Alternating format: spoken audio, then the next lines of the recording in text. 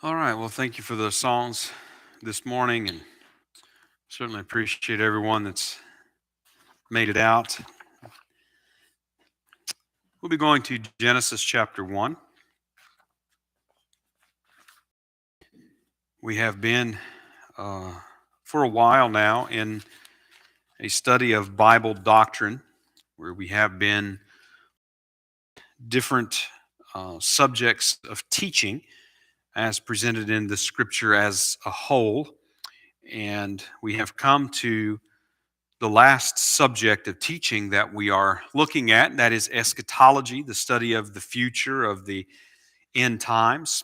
And so this is message number 71 in the overall series that we are in. The title of this message is The Story of Earth. And we're going to be starting here, Genesis chapter 1, verses 9 to 13. And God said, "Let the waters under the heaven be gathered together unto one place, and let the dry land appear." And it was so. And God called the dry land earth, and the gathering together of the waters called he seas. And God saw that it was good. And God said, "Let the earth bring forth grass, the herb yielding seed, and fruit tree yielding fruit after his kind, whose seed is in itself upon the earth." And it was so. And the earth brought forth grass, and herb yielding seed after his kind, and the tree yielding fruit, whose seed was in itself after his kind. And God saw that it was good. And the evening and the morning were the third day. In a televised interview on October 22nd, 2007, uh, Democratic Speaker of the House Nancy Pelosi spoke of using her public office and particular bills in Congress for the preservation of the planet, among other things that she spoke about. She expressed a concern for having a clean environment and so that our children do not inherit a deteriorating planet, as she said. Later in that interview, she gave a quote that was supposedly from the Bible.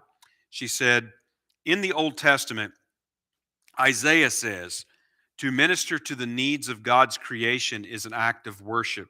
To ignore those needs is to dishonor the God who made us." Now, in an official statement that was released from her office 6 months later, on the day before Earth Day, that was April 22nd, 2008, she repeated this statement as grounds for seeking to preserve God's creation, our planet, for generations to come. Her brief statement focused on the threat of climate change and the need to reduce greenhouse gases. And she ended her statement this way: "The Bible tells us in the Old Testament to minister to the needs of God's creation is an act of worship. To ignore those needs is to dishonor the God who made us. On this Earth Day and every day, let us honor the earth and our future generations with a commitment to fight climate change." Now, there was a lot of debate after the statements that she made.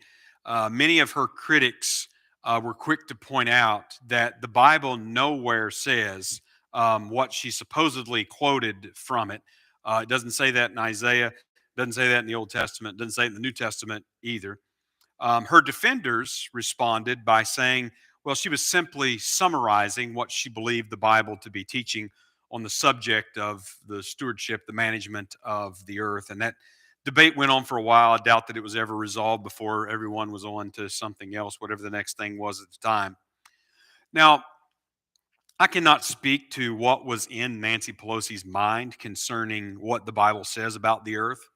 But I can confirm that the Bible has quite a bit to say about the earth, about its past, about its present, and about its future. And the earth is one of the threads of the Bible's big story that runs from the beginning to the end and finds resolution. And that's what this message is, in fact, about. Now, in an earlier message, we started our study of what the Bible teaches about the future by considering the Bible's big story, that major overarching story that the Bible is telling from beginning to end, Genesis to Revelation. And we noted five major story threads that begin in Genesis and are resolved in the end of the Bible, particularly in Revelation. Those threads being God, the heavens, spirit beings, the earth, and mankind. Now, the last message was the story thread of the spirit beings. These are created beings that are non human and sometimes called angels in the Bible, though they do have other names as well. And of course, among the angels or those created spirit beings, they are divided into holy angels and evil angels, which are also known as demons or devils. And the spirit beings will experience changes in the future, but not redemption as other aspects of the creation will. In fact, holy angels have never sinned, and so they have no need of redemption or renewal. Evil angels have sinned, but there is no redemption for them, only a future everlasting judgment that they will come into. Now, in that message, we came to this statement concerning that thread of the story. The story of the spirit beings is the account of special non human beings God created to inhabit His creation and serve Him. Though some sinned and face eternal condemnation, the elect angels will never fall and will continue in eternity as they are. Well, our text here in Genesis chapter 1, verses 9 to 13, speaks of the origin of the earth in the creation week. And the earth in particular consists of what we see here, the dry land and the seas. But it also includes the non human parts of the creation. So if we pick up in verse number 20. And God said, let the waters, and this is the waters of the earth, let the waters bring forth abundantly the moving creature that hath life, and fowl that may fly above the earth in the open firmament of heaven. And God created great whales and every living creature that moveth, which the waters brought forth abundantly after their kind, and every winged fowl after his kind. And God saw that it was good.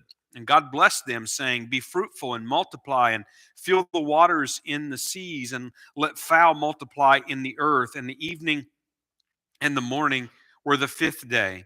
And God said, let the earth bring forth the living creature after his kind, cattle and creeping thing, and beast of the earth after his kind. And it was so.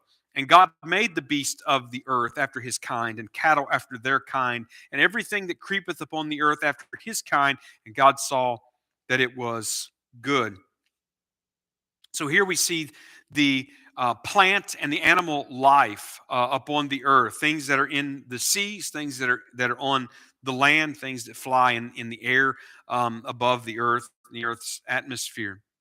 Now, if the story thread of the earth is like the others, then we should expect to find the earth in its past, present, and future in the Bible as we go from beginning to ending. And that indeed is, in fact, what we do find.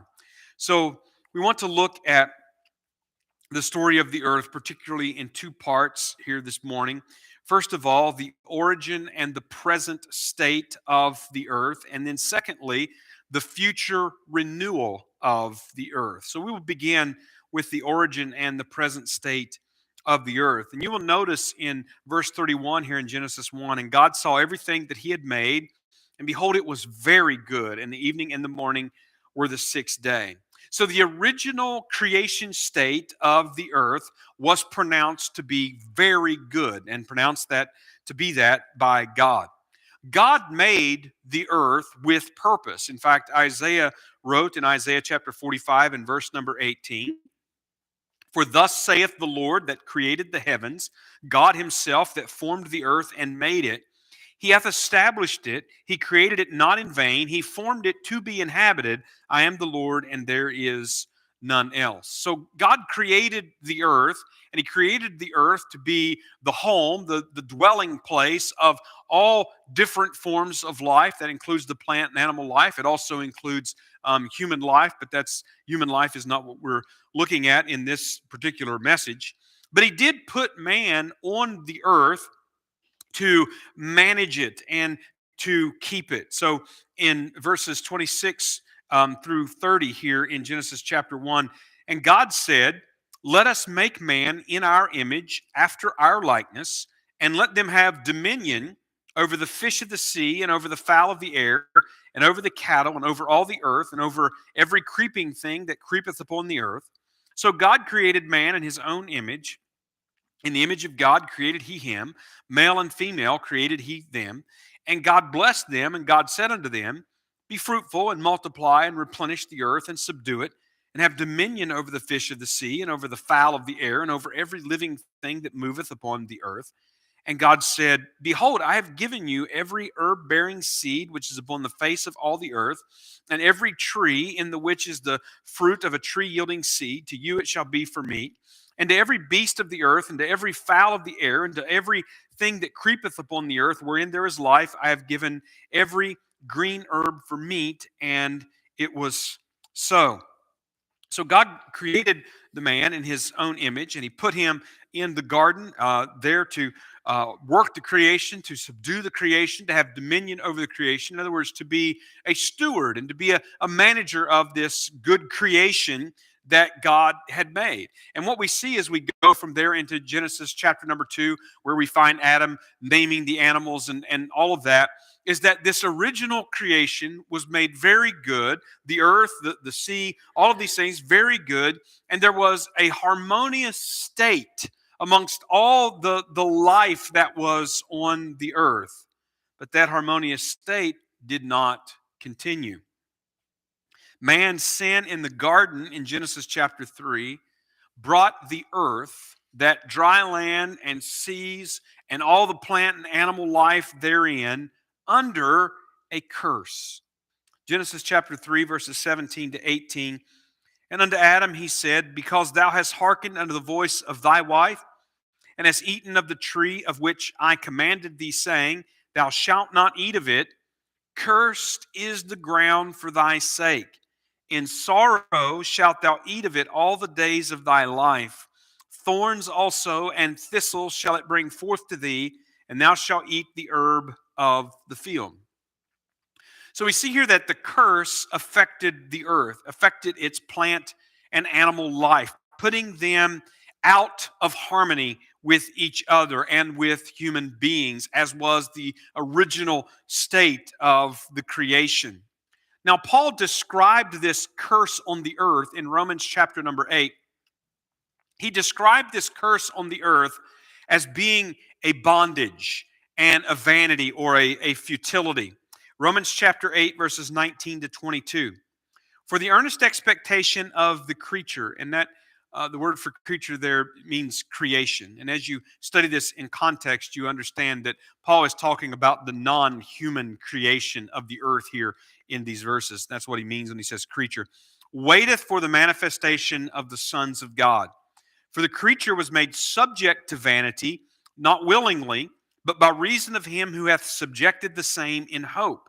Because the creature itself also shall be delivered from the bondage of corruption into the glorious liberty of the children of God.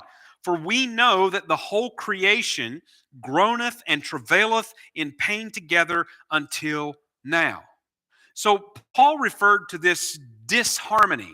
Paul referred to this futility of the earth, and that is actually highlighted in the very next chapter of Genesis. Chapter number 4 of Genesis begins hopeful as Adam and Eve named their son Cain, and they anticipate the fulfillment of Genesis 3:15 as Eve says there, I've gotten a man from the Lord. Of course, Genesis 3:15 was the promised seed, the one who would be given, who would be born of the woman, and who would restore creation and reverse the curse. Now, I know that upon reading Genesis 3:15, in fact, we can look at that verse in Genesis 3:15, and I will put enmity between thee and the woman, and between thy seed and her seed. It shall bruise thy head, and thou shalt bruise his heel. Now, that's the statement of the curse that was given to the serpent there in Genesis chapter 3:15. But it's the promise of a seed born of a woman that is going to crush the serpent, that's going to reverse the curse. Now, as we look at Genesis 3:15 alone and isolated, it may not seem to be saying all of that, but it is clearly intended as we find out later. In fact, in Genesis chapter 5, verses 28 and 29, and Lamech lived 182 years and begat a son. And he called his name Noah, saying, This same shall comfort us concerning our work and toil of our hands because of the ground which the Lord hath cursed. So clearly, as you go forward in Genesis, you can see that there's an expectation of this seed that is to be born of the woman. So this promised seed would be a savior for men. It would crush the serpent that the man was at enmity with and at war with. The promised seed would be a savior for men and women. But also, according to what Lamech is saying in his expectation at the birth of a son, Noah, this promised seed would also heal the land. He spoke of the work and the toil of our hands because of the curse that was on the ground and being given rest from that curse. So we think back to Genesis chapter 4 and how that Adam and Eve had this son Cain, and how they had an expectation that this would be the promised seed that would reverse the curse and restore the creation to its original state, so to speak. But rather than Cain being a savior of man and healing the earth, Cain kills man, kills his brother Abel, and he defiles the earth. We read there in Genesis chapter 4, in verse number 10, God speaking to Cain, he said, "What hast thou done? The voice of thy brother's blood crieth unto me from the ground." So the bondage of corruption and the vanity or the futility of the earth that Paul wrote about refers to both the curse that is upon the earth as well as the defilement of the earth through sin.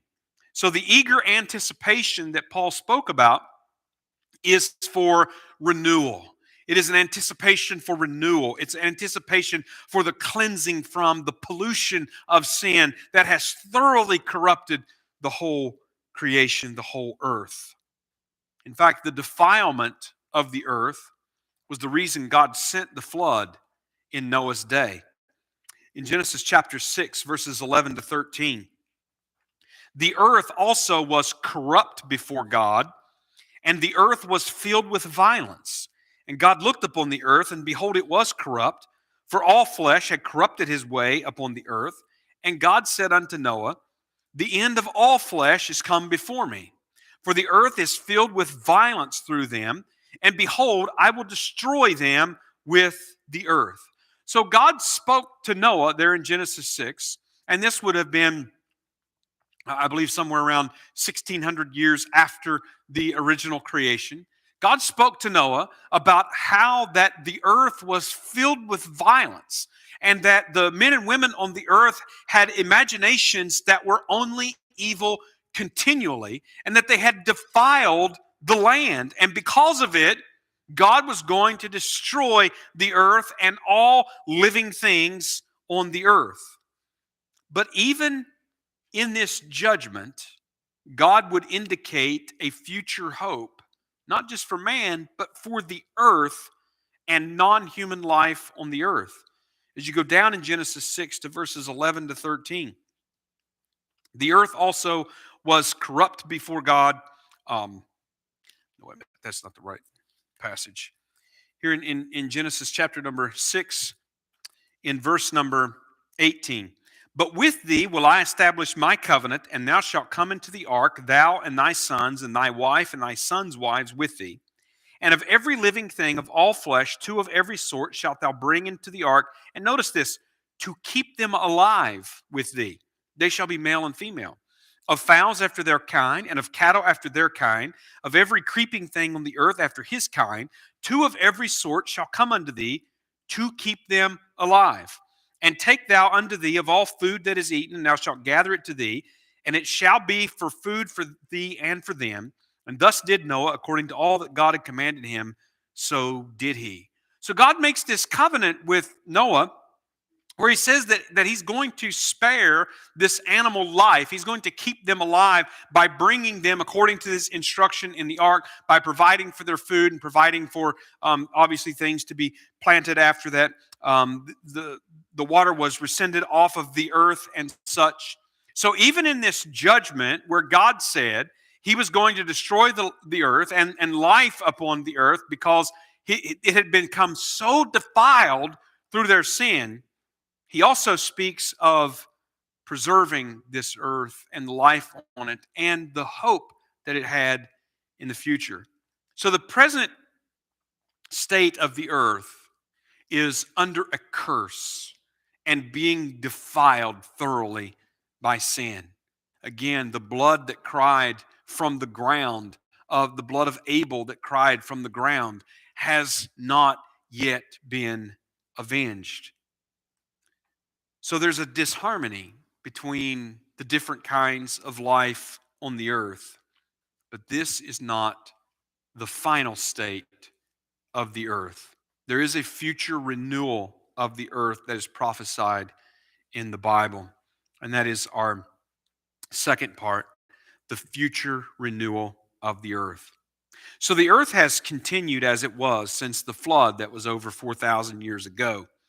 And Paul described the earth as groaning and travailing in pain, which is the language that is often used of future expectation and anticipation with present distress. In fact, it is oftentimes the language that is associated with the pains of childbirth and how that labor begins and the pain that comes with it that intensifies and reaches up to that climax point to which the child is born, and then that's the big event, and then afterward that begins to reside and so on.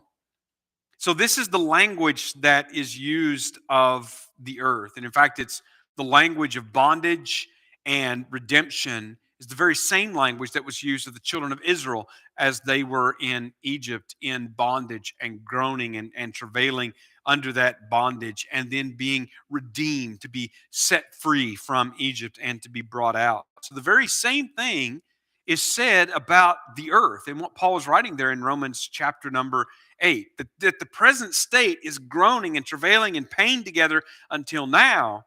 But there is hope. It's subjected to this futility, but not without hope for future redemption that is tied, obviously, to the redemption of man, which again is not what we're talking about in this particular message.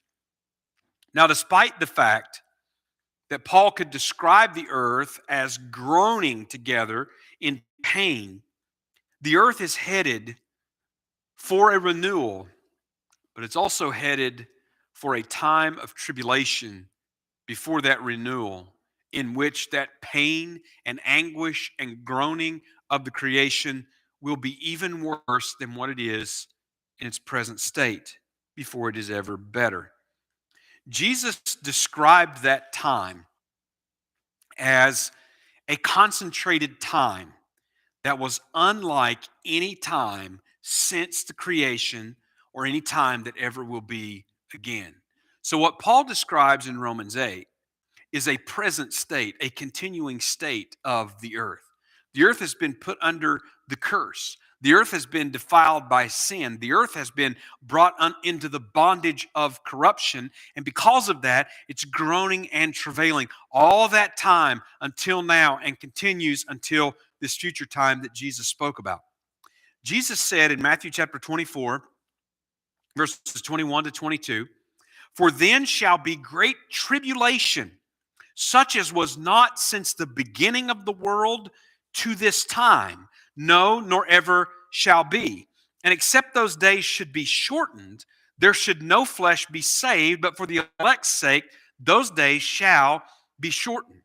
So Jesus is talking about a time that is going to be experienced by this world that is unlike any time that has been since the creation of the earth. And it's a time that's unlike anything that will come after it or come again. In other words, it is a unique time in the history and the story of this earth that God has created. And if it wasn't a brief measured time, and that's what Jesus is saying there about those days being shortened. In other words, it's a determined time. It's not a prolonged time. It's not a time that's going to go on for millennia. It's not a time that's going to go on for ages. If this kind of tribulation that is coming were to be upon the earth for an extended period of time, Jesus says no flesh would be saved. The whole earth and all life on it would be entirely consumed and would be entirely destroyed. But it is a measured time. It is, as he says, a shortened time. And in fact, it's a time of 7 years in this particular case. And if it were not so, there would be none that would survive it. This is what is referred to as Daniel's 70th week, a time of tribulation that is to try the whole earth. Now, this time of tribulation is divided into two halves, with the second half being what is referred to usually as the Great Tribulation, or the time of Jacob's trouble, according to Jeremiah chapter 30 and verse number 7. And this second half of the tribulation is the time when the tribulation judgments will sharply increase in their frequency and in their severity from the first 3.5 years. So we are told about a number of things that the earth is going to experience, and some of the prophets, even in the New Testament, speak of it as a shaking of the earth, so that things that remain will remain, and things that cannot remain will not remain. But what is going to happen to the earth is described in leading up to this great tribulation time at the second half. Matthew 24:7, in fact, Jesus said, "For nation shall rise against nation, and kingdom against kingdom, and there shall be famines and pestilences and earthquakes in diverse places." Now, as you go on reading, he's going to say that these are the beginning of sorrows. In other words, this is the early time of the tribulation, that these things are going to begin to happen. Now, some would say, well, we have earthquakes today. We have nations against nations today. We have famines and diseases and these sort of things that take place today. And yes, we do. And that is a part of the groaning of the creation that Paul described in Romans chapter number 8. But remember that Jesus is now describing a time that's unlike any other time, where these things are going to be greater than anything the earth has experienced to this point. In Revelation chapter 6, which would be during this time of the tribulation, verses 7 and 8. "And when he had opened the fourth seal, I heard the voice of the fourth beast say, 'Come and see.' And I looked, and behold, a pale horse, and his name that sat on him was Death, and hell followed with him. And power was given unto them over the fourth part of the earth to kill with the sword, and with hunger, and with death, and with the beasts of the earth." In other words, a time in which over a fourth part of the earth, there will be the sword, nation against nation, wars, the rumors of wars. There will be hunger. There will be famines, unlike anything this world has known to this point. There will be death, these pestilences, these diseases and outbreaks. And there will be death from the beasts of the earth being attacked and killed by these various beasts on the earth. We go on reading there in Revelation chapter 6, verses 12 to 17. "And I beheld when he had opened the sixth seal, and lo, there was a great earthquake. And the sun became black as sackcloth of hair, and the moon became as blood, and the stars of heaven fell unto the earth, even as a fig tree casteth her untimely figs when she is shaken of a mighty wind. And the heaven departed as a scroll when it is rolled together. And every mountain and island were moved out of their places. And the kings of the earth, and the great men, and the rich men, and the chief captains, and the mighty men, and every bondman, and every freeman hid themselves in the dens in the rocks of the mountain, and said to the mountains and rocks, Fall on us, and hide us from the face of him that sitteth on the throne, and from the wrath of the Lamb. For the great day of his wrath is come, and who shall be able to stand?" You notice how that as these judgments are coming upon the earth in a time unlike any other that this earth has experienced. Notice that description of unbelievers.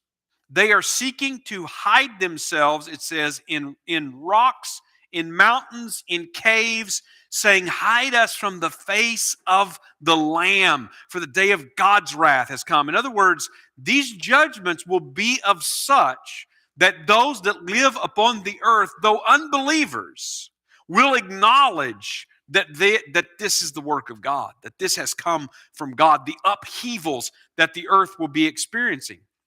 We go on in Revelation chapter number 8, verses 7 to 13. The first angel sounded, and there followed hail and fire mingled with blood, and they were cast upon the earth, and a third part of the trees was burnt up, and all the green grass was burnt up. And the second angel sounded, and as it were a great mountain burning with fire was cast into the sea, and a third part of the sea became blood, and a third part of the creatures which were in the sea and had life died, and the third part of the ships were destroyed. And the third angel sounded, and there fell a great star from heaven, burning as it were a lamp. And it fell upon the third part of the rivers and upon the fountains of waters. And the name of the star is called Wormwood. And the third part of the waters became wormwood, and many men died of the waters because they were made bitter. And the fourth angel sounded, and the third part of the sun was smitten, and the third part of the moon, and a third part of the stars, so as the third part of them was darkened, and the day shone not for the third part of it, and the night likewise. And I beheld and heard an angel flying through the midst of heaven, saying with a loud voice, Woe, woe, woe to the inhabitants of the earth by reason of the other voices of the trumpet of the three angels which are yet to sound. And these, again, in that earlier part of the tribulation time, these judgments coming upon the earth and these major convulsions of the earth that are happening in the water supply and the trees, the vegetation, and the plant life and the animal life upon the earth, all these things being affected. And these judgments, just as Jesus said, these are only the beginnings of sorrows. These judgments will get worse as that time goes on. So as you go on in that tribulation, Revelation chapter 16, verses 1 to 12, and I heard a great voice out of the temple saying to the seven angels, Go your ways and pour out the vials of the wrath of God upon the earth. And the first went and poured out his vial upon the earth, and there fell a noisome and grievous sore upon the men which had the mark of the beast and upon them which worshipped his image. And the second angel poured out his vial upon the sea, and it became as the blood of a dead man, and every living soul died in the sea. And the third angel poured out his vial upon the rivers and fountains of waters, and they became blood. And I heard the angel of the waters say, Thou art righteous, O Lord, which art and wast and shalt be, because thou hast judged thus. For they have shed the blood of saints and prophets, and thou hast given them blood to drink, for they are worthy. And I heard another out of the altar say, Even so, Lord God Almighty, true and righteous are thy judgments. And the fourth angel poured out his vial upon the sun, and the power was given unto him to scorch men with fire. And men were scorched with great heat, and blasphemed the name of God, which hath power over these plagues, and they repented not to give him glory. And the fifth angel poured out his vial upon the seat of the beast, and his kingdom was full of darkness. And they gnawed their tongues for pain, and blasphemed the God of heaven because of their pains and their sores, and repented not of their deeds. And the sixth angel poured out his vial upon the great river Euphrates, and the water thereof was dried up, that the way of the kings of the east might be prepared. Going on down, Revelation chapter 16, verses 17 to 21. And the seventh angel poured out his vial into the air. And there came a great voice out of the temple of heaven from the throne, saying, It is done. And there were voices and thunders and lightnings, and there was a great earthquake, such as was not since men were upon the earth. So mighty an earthquake, and so great. And the great city was divided into three parts, and the cities of the nations fell. And great Babylon came in remembrance before God to give unto her the cup of the wine of the fierceness of his wrath. And every island fled away, and the mountains were not found. And there fell upon men a great hail out of heaven, every stone about the weight of a talent. And men blasphemed God because of the plague of the hail, and for the plague thereof was exceeding great. And all these judgments that we read about coming upon the earth and the violence and the convulsions, the quaking and shaking of the earth. And again, what happens to the waters and the vegetation and the animal life. All these judgments then culminate in the coming of Jesus Christ to the earth. And with his coming, the renewal of the earth. And this is anticipated in many places in the Old Testament. This renewal of the creation, the reversing of the curse, and the cleansing of the earth, so that that harmony is seen again in the creation. Psalm 65, verses 9 to 13. Thou visitest the earth and waterest it. Thou greatly enrichest it with the river of God, which is full of water. Thou preparedst them corn when thou hast so provided for it. Thou waterest the ridges thereof abundantly. Thou settlest the furrows thereof. Thou makest it soft with showers. Thou blessest the springing thereof. Thou crownest the year with thy goodness, and thy paths drop fatness. They drop upon the pastures of the wilderness, and the little hills rejoice on every side. The pastures are clothed with flocks. The valleys also are covered over with corn. They shout for joy.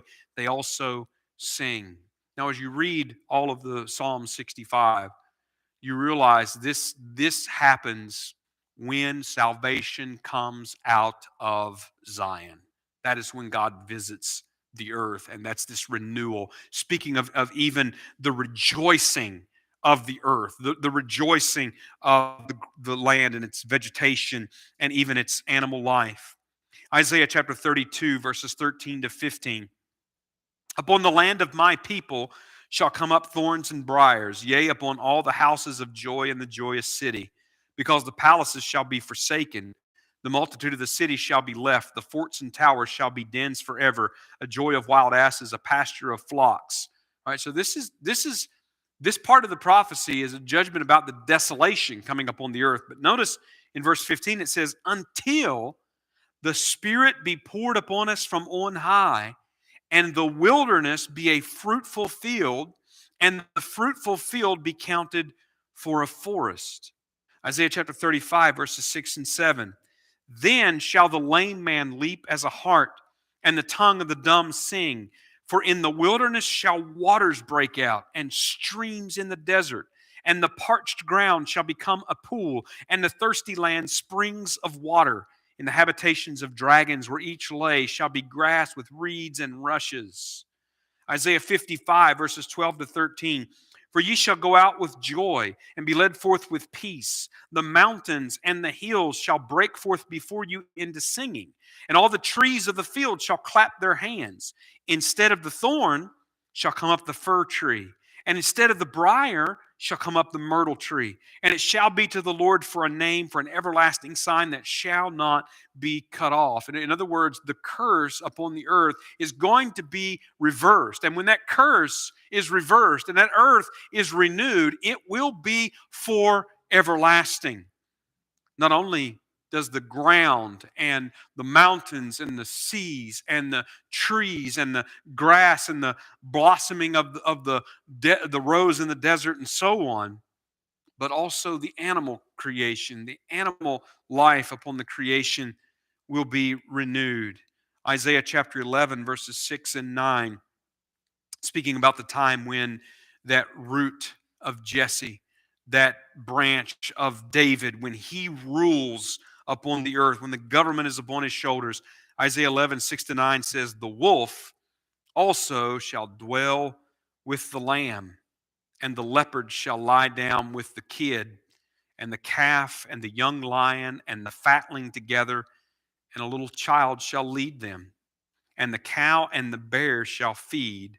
Their young ones shall lie down together, and the lion shall eat straw like the ox. And the sucking child shall play on the hole of the asp, and the weaned child shall put his hand on the cockatrice den. They shall not hurt nor destroy in all my holy mountain, for the earth shall be full of the knowledge of the Lord as the waters cover the sea.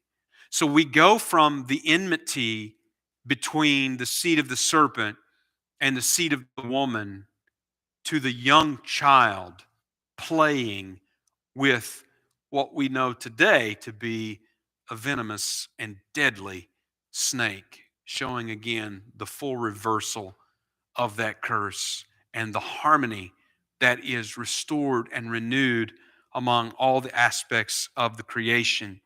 And that renewal of the earth will indeed include the plant and animal life. Even in Revelation 21 and 22, where we read about the new heavens and the new earth, we don't read a lot of description about the new heavens and new earth, but we do read about mountains and cities and rivers and trees and so on. So the story of the earth is the record of this planet God made to be inhabited by the world of life that he created. And though cursed and defiled because of man's sin, the earth will be gloriously renewed and exist eternally in perfect harmony with all life upon it. All right, that's all of our message for this morning. We will close with a hymn.